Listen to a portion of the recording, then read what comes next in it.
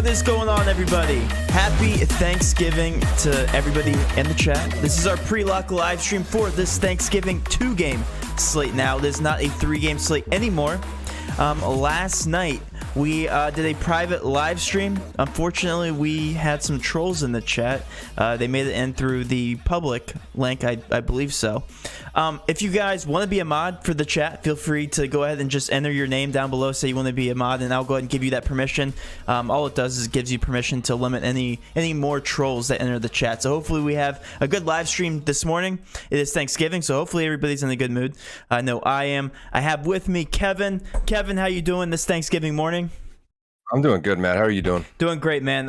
Happy Thanksgiving to you. I'm thankful for not only, all of our community, but I'm also thankful for the staff here at Daily Grind Fantasy. So thankful for you. Thankful for football. Thankful for all the turkey we'll be eating today, all the drinking we'll be doing. After I get off this live stream, I'll tell you what, I'm going straight to my couch. Well, of course, after I finalize all the Patreon content, and I'm watching football all day long. Okay? So let's go ahead and make that a... Let's go ahead and dive right into the slate. I want to make sure you guys are all getting very good info here on this live stream. DeAndre Swift has been ruled out. That's the only news that we're looking at that's changed. And by the way, I'm going to go ahead and update everybody who says that they want to be a mod here in the chat in just a second. Kevin, let's go ahead and start out by talking position by position. We'll address the Swift news here in a second. I sent over the updated spreadsheet with all the updated ownership.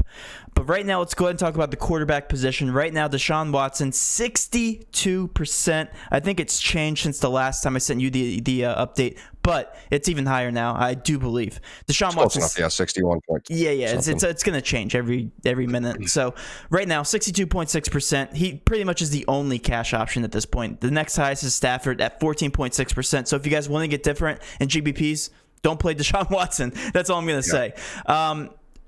We only have to talk about him. Are you going to be playing him in cash?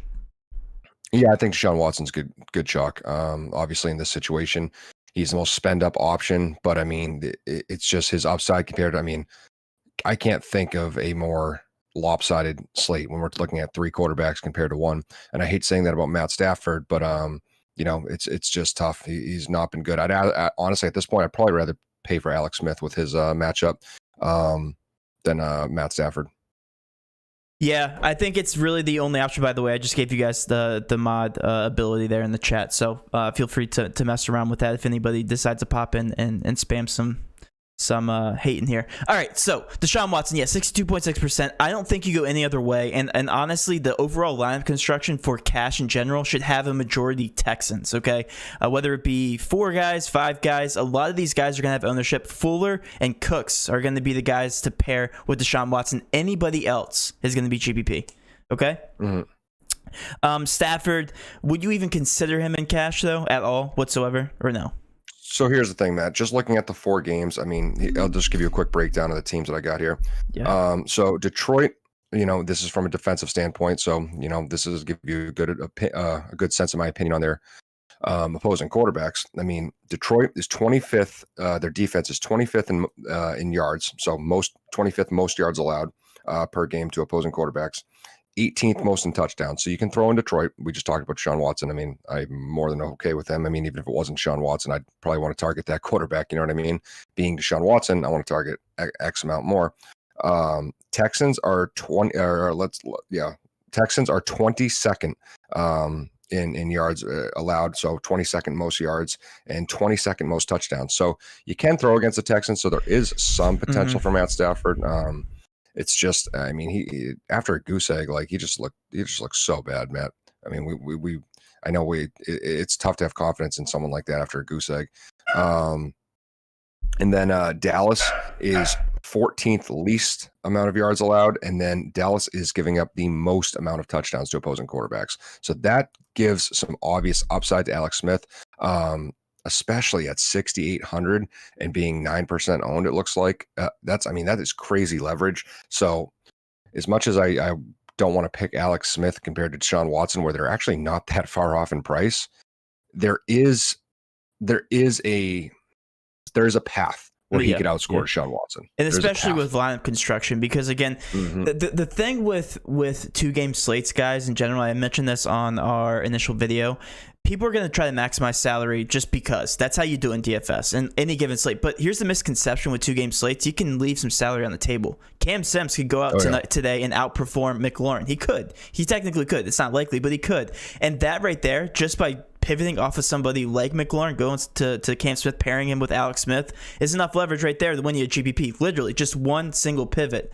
So just by leaving salary on the table, I think that's a very viable strategy, especially with it now being a 2-game slate and none of the price tags adjusted for the Ravens and Steelers. And by the way, the Ravens and Steelers were the highest priced on the slate, Kevin. We talked about this in the video. They were the highest priced on the slate. You take away all the additional salary, and everybody's going to have Deshaun Watson. Everybody's going to have Elliott. Everybody's going to have these high-priced guys, and I'm quote-unquote high-priced because you still look at the price tags, and they're so darn cheap across the board. So yeah, you're going to need to leave some money on the table. You're going to need to, at least in GBP. For cash, maximize the heck out of it. I feel like there's an obvious path to everybody's lineup construction today, and they're all going to be on the exact same thing for cash. Do anything else in GBP. Even if you're stacking the Texans, play some of these low-owned guys. Play a Fells, okay? Hope he can steal a touchdown. But let's go ahead and move on to the running back picture, and we're going to address the Swift news here being out. Right now, he is at 0.1%, so he is updated on Fantasy Cruncher for the idiots who did not see the news. Right now, Zeke, I think it's actually different now, and it just got updated. Let me just double check real quick for you, Kevin. Zeke is at 64%. What's it showing on my last update? The last update you gave me, it is showing Zeke has 64.2 or 64.1. So yeah. Okay, so it's right. Okay, right, cool. All right, so Zeke is at 64%. Let's go ahead and talk about Zeke. Is he a must in cash? I think he's a must, especially where I was going to get to this too. I was going to just talk about Washington's defense real quick against the pass. They have been absolutely lights out, actually. They are the 12th least amount of touchdowns allowed. And I get this, Matt, I would have never guessed this, but Washington is actually the least passing yards allowed defense in the NFL right now. Washington. So, yep, Washington. Okay. So this, which is crazy. They're averaging. Good defense. Sometimes. Yeah, I was going to say you have been talking them up. So, I mean, they're averaging 195 yards a game through the air. I mean, Matt, that's, if you listen to the next 4 teams I'm going to name after that, it's incredible. It's the Rams, the Steelers, the Colts, and the 49ers. And Washington is leading the pack with them. Wow. So that's a little scary. So I think they're going to try to pound the ball. I think Andy had a great game. I'm not saying he can't do well, but I mean, you got all the weapons there. You know what I mean? They can't cover all of them, but I think I still think they're going to pound the ball. We saw Zeke get the highest carries we've seen him since week 2, I think. Mm-hmm. So I definitely think the game plan is going to be getting Zeke more active. And now that they have a quarterback that can at least throw a little bit, it should open up the box a little bit. So I do like Zeke. I mean, and he's the most talented running back on the slate. Yeah. I think. I mean, I'm to be honest, at this point, Antonio Gibson might be right there with him. Yeah, Gibson's great. But he's very, very talented kid. I like him a lot. And I'll be honest, he was one of my prize picks who I thought would score better than his projections. So I do like Antonio Gibson too. That could be a very, very run heavy game for both sides. You brought up prize picks real quick. By the way, I don't know if you know this, Kevin. I actually don't think you do. You might want to take advantage of this. Right now, they are doing an extra prize picks boost 1.5 times for every Thursday football pick that you pick, every Thanksgiving person that you pick. So let's hypothetically say you do a 1-2 combo with Zeke and, I don't know, I'm throwing names out there, Gibson hit the over. You're getting 1.5 times that amount. Whatever you win, you're getting an additional 0.5%. Wow. So so now is the time to sign up. If you guys want to sign up, the first 100% match bonus. Is that for flex play and power play? That's a good question. I have to look into the details, but I believe it's for crazy. The power play.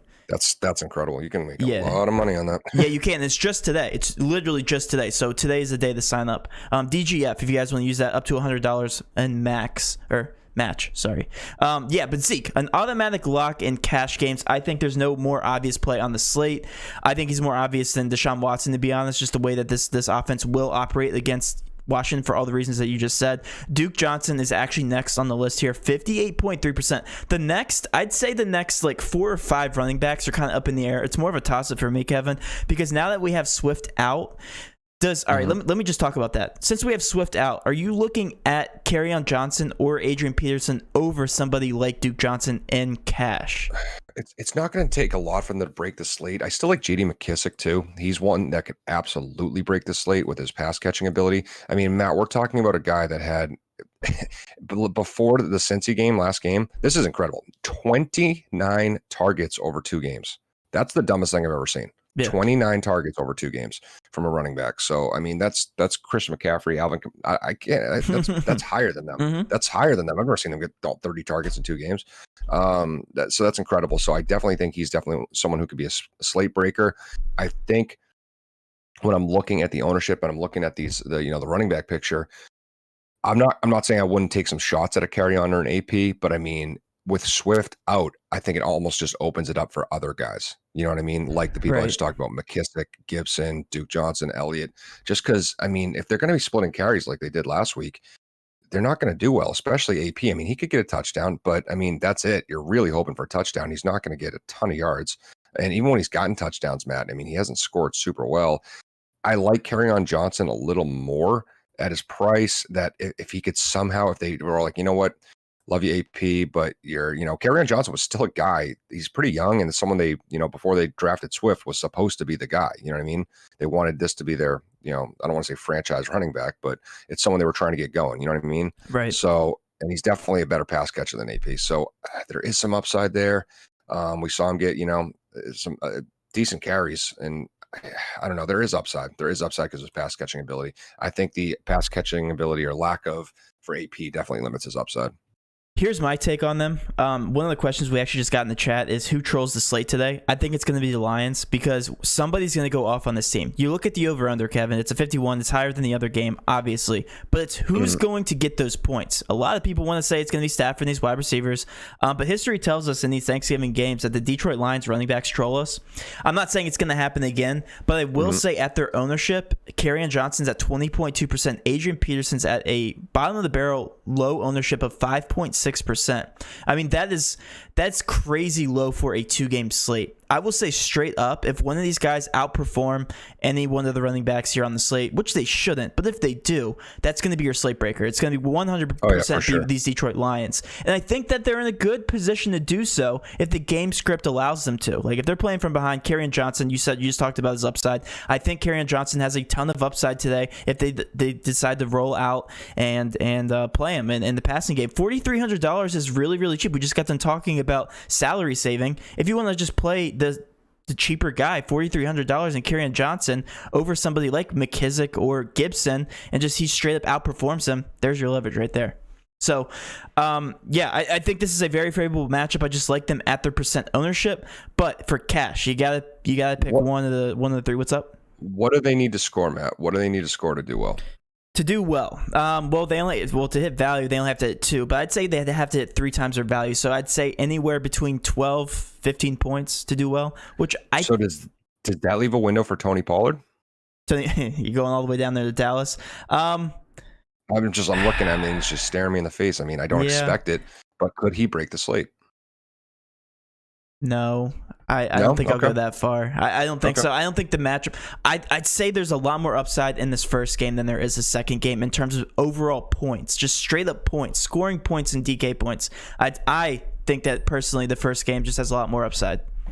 Gotcha. In my opinion, I think the second matchup, if it starts out slow, it could be miserable if you decide to stack that game. It really could. It could just be miserable, with the exception of Zeke. Yeah. Or Gibson. But in cash, let's go back to cash real quick. You got to play Zeke. You got to play Duke Johnson. You got to play Antonio Gibson. Don't look anywhere else. Seriously, don't look anywhere else in cash.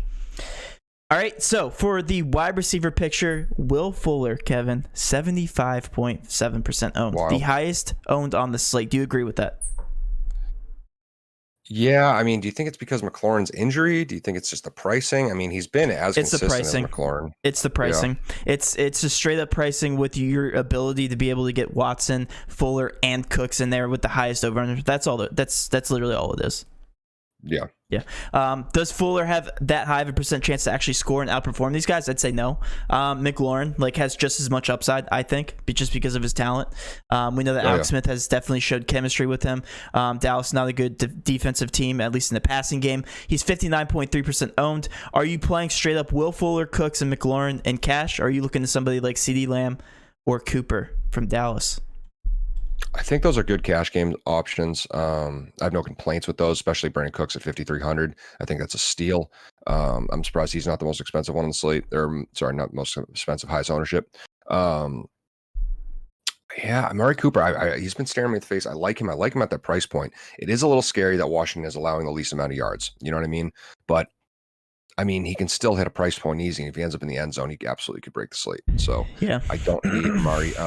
CeeDee Lamb's looking pretty good too. You know, he looked pretty good last week. As much as I was big on Gallup seems to be the one who's taken the biggest, step backwards in that offense. I mean, he's just not as involved as CeeDee Lamb. I mean, I thought CeeDee Lamb was going to be coming in as a third wide receiver. It doesn't seem to be the case. So I think I'd probably avoid Gallup for the most part. But at 3,500, there's just a lot of potential there, Matt. There really is. I mean, the talent's still there, right? Yep.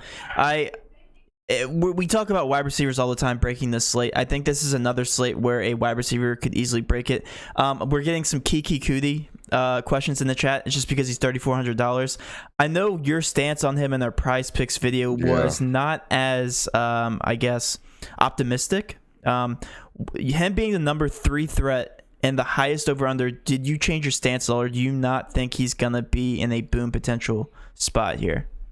So at the time, Kenny Stills was practicing and looking like he would play. Okay. That would put him at the 4 spot, you know what I mean? Which is just obviously just absolutely just kills his rep count. Yeah, absolutely. So I guess I'm a little higher on him than I was initially in that video. And I did mention if Kenny Stills sits, that's the bigger factor. But this is also someone who, I mean, has not, had a lot of action in his NFL career, and he's played a good amount of games, even in a very game script helping, match up against the Patriots. I mean, which sounds funny to say, but they threw the ball like crazy. They did. Like absolute crazy. They barely ran at all. And he only got 9 points with a touchdown. With a touchdown. He barely did anything. You know what I mean? So that's my only concern. I feel like there's just a lot of mouths to feed instead of him. You know what I mean? Like Duke Johnson's going to eat before him. Akins is going to eat before him. Fuller, Cooks, and then maybe even like Darren Fells or something. You know what I mean? And that's assuming they get going early too.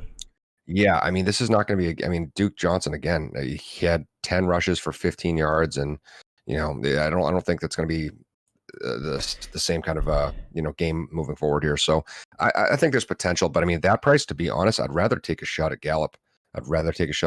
Especially almost like how good the Washington secondary's been. That might be the only place they find a hole. Yeah. So. Yeah, no, I completely agree with you there. And Kiki Cudi's price, or his projection on Prize Picks, was at 8 points initially, and people have been hammering the under on that. So right now it's at a 7.5, I do believe. And our projections have him going down as well. I completely agree with everything you said. The only thing I like about Kiki Cudi at this point is his $3,400 price tag. That's the only thing I like about him. He obviously is the Prize Picks adjusted, and he's a 7.5 now. 7.5, and I believe it's been going lower. And I don't know if that has to do with me telling our Patreon community to hammer the under on him, but yeah, it could be. But yeah, I think there's a lot of wide receiver options on the slate off of the pivots, off of somebody like Will Fuller, Brandon Cooks, McLaurin being one of them.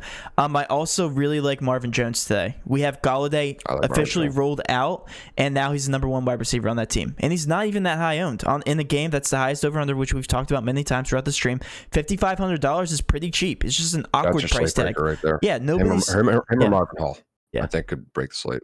I completely agree with you. I think both those guys are in great positions to break the slate. And Marvin Hall is a wide receiver too on the offense, right? $3,900. That's only $500 more than somebody we just talked about, Kiki Cudi. So I mean, the opportunities are going to be there for Marvin Jones and both Marvin Hall. It's funny that they're both Marvin. I just realized that. Yeah, I think the Marvins are going to kill it today. I really do. I think that this is a game script where they have to rely more on the wide receivers than the running backs, but just because we're taking out Swift now. Not too many check down options, right? AP's your check down option. Like they're going to be throwing the ball downfield. Stafford has to sling it today. He literally has to. Okay, so let's go ahead and move on past the wide receiver picture. By the way, a couple more, both the Sims on Washington, yet another good pivot. I'll keep Sims, I'll keep those to Patreons only. We'll go over to the tight end spot here. Hawkinson at 32.8% owned, Akins at 28.9% owned, and Schultz 22.2% owned. It seems like people don't know what to do with this tight end picture. Hawkinson though being the highest owned, do you agree with that? Yeah, I mean, there's such a talent gap here between him and the next guy. But I mean, Akins at 2,900 is definitely a little bit intriguing, especially with Stills out, as we talked about, Randall Cobb out. There's potential there. I don't hate that. I mean, those are the ones carrying the highest ownership by far. It's just Hawkinson. I mean, especially while Galladay sits, Hawkinson is the biggest physical threat on that team. You know Yeah. what I mean? He's so consistent, and I don't know. In cash games, that just makes so much sense. I don't know about GPP because it's tight end. I feel like GPP in tight end is where I'd start taking some crazy swings. It's the most volatile position, as we know, Matt. Yep. I mean, wide receiver's pretty up there too, but tight end is just, I mean, unless you're Travis Kelce or Kittle or something, it's so inconsistent. So I definitely think cash games, it makes the most sense because he is very consistent, but he hasn't had a ton of boom games. And at the price tag, I mean, you could see a Dalton Schultz getting in. I talked about him this week. I do like him. Jordan Akins, could get in. Logan Thomas. I mean, Darren Fells even. The only one I probably wouldn't have any pieces of is Pharaoh Brown. Pharaoh Brown, yeah, he actually appeared on our leverage sheet, and I was like, who's this guy? Pharaoh Brown. Okay, $2,500. Yeah, it's kind of funny. On any other slate, on any other main slate, $4,700 would seem like a salary saver, but again, like it's the highest price tight end on this slate. So yeah. I think it's just one of those plays. You look, it's the highest price tight end. You just plug and play him. You don't look back. 32.8%. Obvious cash option. I hate talking about tight end because any one of these guys could break the slate. We saw what Schultz has been doing with Andy Dalton. Both been doing great. Akins, an obvious play, 28.9%, has been doing better than Fells on that offense. So yeah, I like any one of these options, but I'm going with Hawkinson or Schultz if I had to pin one of my favorite cash options. But I'm leaning more towards Hawkinson being the obvious number one choice on that offense for tight end. All right.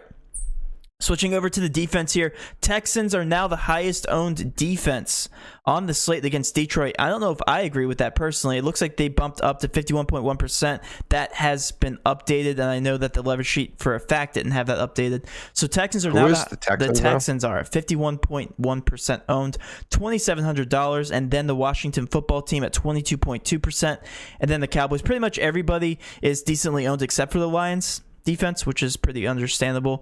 Texans 51.1%. Do you agree with that? I don't know. Defense is going to be so frustrating, Matt. There's no good options. Straight up, there really isn't. I don't think there's a right answer. There's so many bad. Like Washington is such a pay up option. So I mean, I don't hate that in like GPPs, but it's also like it makes sense. Like I said, they have a really good pass D. But again, I mean, the Cowboys looked like they were rolling last week and getting it together. Texans defense, man. I mean, just a bad defense. I mean, I know they played pretty good against the Pats, had some shining moments, but I don't know. I guess if I had to pick, I guess the chalk makes sense. It's probably better than the Cowboys. I mean, the Cowboys are just an atrocious defense in general. Yeah, I'd probably like at that price. If I had to pick, I'd probably pick the Washington football team. Like, who's going to score the highest amount of points? Probably them. Yeah, I agree. I guess. I mean, that was only one shining moment for Andy that we've seen so far. So yeah, I agree. It's just, that could go south so fast with that offense. But I mean, you know what I mean? It's just one of these defenses could go south quickly, to be honest. That's true. That's very true. The only one that no one's looking at, and I agree, is probably the Lions at 2,200. There's just no way Deshaun doesn't light them up. No, he should light them up. Yeah, this should be a high scoring game. Yeah. So I guess we can move on past the defenses. Yeah. There's not a lot to talk about. Honestly, there's not too much to talk about. It's a 2-game slate, guys. Pay up for any one of the positions in cash. And then for GPPs, just leave a lot of salary on the table. My favorite GPP pivot is going to be the Lions. I straight up love the wide receiver options on that slate. What we're going to do is open up for questions. If you guys have any questions, we'll just fire off here, and then we'll go ahead and end the stream and leave it on that note, guys. So feel free to ask in the chat. I'm going to scroll all the way up to the top here. All right, all over Stafford, so am I. Watson stacks good for single entry GPP, small field of 3 to 120 people. That's a great question. The answer to that is no. You have to get different, though, in another part of your lineup if you're going to be playing Watson and wide receiver stacks, because, guys, guess what? That everybody's looking at that exact same stack option, okay? They're only looking at Texans wide receiver and QB stacks. So if you want to get anywhere different in that lineup, I would pivot to somebody like your Lions. They're great correlation. If you expect the wide receivers to go off for the Texans, come back with the wide receiver stack from the Lions or running backs, okay? So just stack that game in general if you're going to go that direction, single entry GPPs. All right.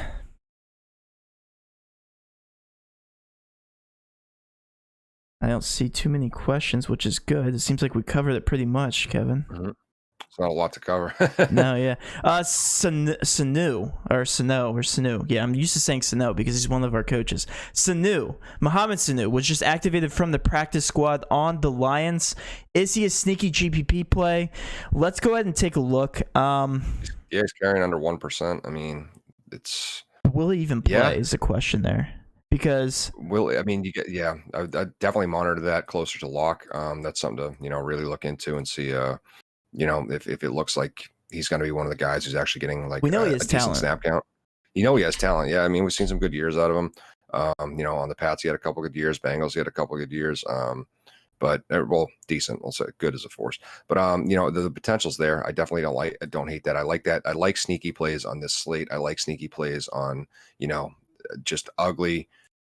Like this is an ugly four game or four team slate to pick from. So I definitely think that kind of thought process is nice. I was looking at stuff like just to give you an idea where my head's at. Like Hale Waring got bumped up to the number 3 tight end position. So I think he's probably going to bump out Pharaoh Brown. So that's someone I'm looking at as a possibility. But I mean, I'm not saying it's going to, but that's the kind of person. There's going to be one of those on this slate. I promise there's going to be some person like that. We just were like, wow, Jesse James got a touchdown. And you said Jesse James last video too. Yeah. Really? Yeah. It's going to be someone like that. Like it's going to be someone ugly. Yeah, the 2-game slate reminds me of these showdown slates. By the way, we also covered the showdowns on Patreon. It just reminds me of the showdowns in the fact that you literally just see the most random plays appear in the optimal. Who was it on Monday night? There was some wide receiver that appeared in the optimal that wasn't even in the projection pool. Like he literally was like a 4th or 5th stringer, made the optimal because he was $200 and scored a touchdown. Forget who it was, but it's going to be somebody like that. The slate is small enough where one of these guys is going to have a, I guess, quote unquote ceiling game according to their price tag, and it's going to break the slate. It's going to be somebody very, very annoying. So if you're playing, first of all, 150 entries, open up your pool to everybody on the slate, first of all, because it's going to happen. All right. So, I don't hate Sanu. I just don't know if he's going to, I don't know if he's going to see playing time. So Vance Jefferson, that's who it was. It was Vance Jefferson from Monday Night Football. Yeah. Thanks for the reminder. Yeah, he scored a touchdown. It was like, what? He wasn't even the player pool. So I put him on Patreon, but he was like at the bottom, very, very bottom of the Patreon sheet. Nobody saw it coming. So, all right. Question: Is Matt Stafford Jones instead? Wait, what? So Matt Stafford Jones instead? Oh, for a stack. Yeah, I like that as a pivot stack. I just straight up like that. Gibson or McKissick? That's a great question. Kevin, what are your thoughts on that? Just straight up. I think both make a lot of sense. I mean, I had Gibson as one of my people I loved in my prize picks to hit his over there. And I want to say McKissick was at like 11. Gibson's at like 14.5 projection, something like that. I like both. I mean, if we can see McKissick get involved in the passing game the way he was 2 weeks ago, or 2 weeks and 3 weeks ago, like I said, that ridiculous span of 30 targets in 2 games, I think that's that's great. We also saw him get 10 points last game, Matt. Even without he ran really well last week. Actually, he had 6 for 43. He's a quick guy, man. I mean, I don't know. I guess I'd take Gibson just because he's more reliable. I can bank on him more. And he's been, last time he played the Cowboys, he looked awesome. I mean, what was his stat line? Let me check real quick. Yeah, 20 for 128 and a touchdown. That was with no catches. So he had a couple catches in there. He's getting a 25-point game. So I will go Antonio Gibson more, but I think both make sense. Yeah, it's totally going to be game script dependent. Like if Dallas or if Washington falls out behind pretty early, they're going to rely on somebody like McKissick, right, in the passing game. So it really depends on how the game's going to go. The game script would probably favor, like you just said, Gibson, and we've seen that based on historical evidence. So yeah, I do like Gibson a little bit more, just straight up. All right. Does double tight end will be leverage? Will that be leverage? Yes. Yes. Double tight end is always leverage. If you decide to go that route, sure. I like the upside with Schultz, with Akins, Hawkinson. I like the upside with Logan Thomas. I don't think that's a bad idea at all on the slate. Yeah. Especially where there's so many. I mean, there's not going to be a lot of people like double tight ends is scary when you have a Devontae Adams on there who could drop 45 points. Yeah. You know what I mean? But on this slate, yeah. Yeah. Especially when the quarterbacks suck. Yeah. They do. They do. They don't. I guess I'm not giving Alex Smith enough credit. But he he definitely checks down a lot. So look for more tight end scoring. Mm-hmm. All right. I know opposing RBs is a scary topic. Yeah, can be. Stacking running backs isn't bad. It's just make sure they're in the passing game. Any update on Stafford's thumb? Are we really counting on him? But is he actually healthy? Great question. We just know the Thanksgiving Stafford is a different kind of Stafford. He goes out and he just doesn't care. He just throws the ball. That's so true. He's had some amazing Thanksgiving games. He has. The matchups there. I mean, doesn't have an injury designation. I mean, he hasn't had that for, a couple days now. So I'm going to believe that he's somewhat, I'm going to believe he's healthy. I don't know. Yeah, I agree. All right, going down. I don't think we see anything. What about guys like Agnew from Detroit and Brown from Houston? Yes, Agnew could also break the slate. I think in my showdown breakdown, he actually lined up in 49% of the snaps without Golladay on the field, which is actually not bad. So Agnew could definitely break the slate. I also like him. I like any of the wide receivers on the Detroit side. I really do. I don't know if you agree with that, Kevin. Yeah, no, I do. I mean, it's especially with the only thing is with Sanu, but now keep in mind when I say break the slate, I mean like if you're playing in the $1 Million Maker, which there's a contest out there, $10 entry, $1 million to first place. If you're playing that's gonna break the slate. I'm not talking about these small single entry GBPs. Stay away from guys like that. Okay, don't play the not obvious plays in those types of lineups, those types of contests. For 6-man GBP, what's a good lineup construction? Chalk, straight up chalk. Do not go away from the chalk in very small GPPs. Lions running backs, AD or Carrion. We talked about this earlier, so I know we agreed on this, Kevin. I think Carrion has more upside. AP is probably safer. I would say Carrion Johnson probably straight up in GPPs. Big on Cooper today. Kevin, I'll let you answer that because you like Cooper. Yeah, I do. I do like Cooper. I mean, he's, the talent's there, the rapport's there. It's not the most favorable matchup in the world, but I do like Cooper. That's a ridiculously low price tag for Cooper. Yeah. No Swift. Is Peterson an option, especially after last week? Great question. I think recency bias will play in our favor. AP could definitely have a good game. Like all the signs point to him. He should have a good game, just because of the over under, because he's the starter technically for this team. So again, he could score a touchdown or two. He could have a ceiling game. He definitely has the potential to do that. If you look at the previous 2 weeks, he's had bad matchups. We know AP has talent. He's getting old. Nobody wants to play him because he's so darn old. But again, this is the Thanksgiving slate. They're playing in a high over-under. He's a starting running back. He's only $4,700. Why not take a stab, especially if you're playing bigger GPPs, in my opinion. I like that. Marvin Hall, just with no question marks. I guess, yeah, Marvin Hall is a great option today. Happy Thanksgiving. Happy Thanksgiving to you. Even for boosters, it's a 6-man. Again, just because of the size of the GBP, you might want to get different in 1 or 2 spots. But again, stick to the cash options. Usually the high-owned guys are the best options on the slate. Amari is going to break the slate. I think Kevin agrees with you. Cooper or CeeDee Lamb, straight up, Kevin. Cooper, right? Yeah, I mean, you got to go Cooper. But, I mean, CeeDee Lamb it's a close second. I mean, it's just he's been playing so lights out. And like I said, I as someone who I thought Gallup was going to be the second guy, and then just not the case. Yeah, I think all those wide receivers though they definitely are intriguing today. Yeah, Schultz too. Schultz definitely has been showing good chemistry lately. All right, I'll go ahead and leave the stream with one more question here, Kevin.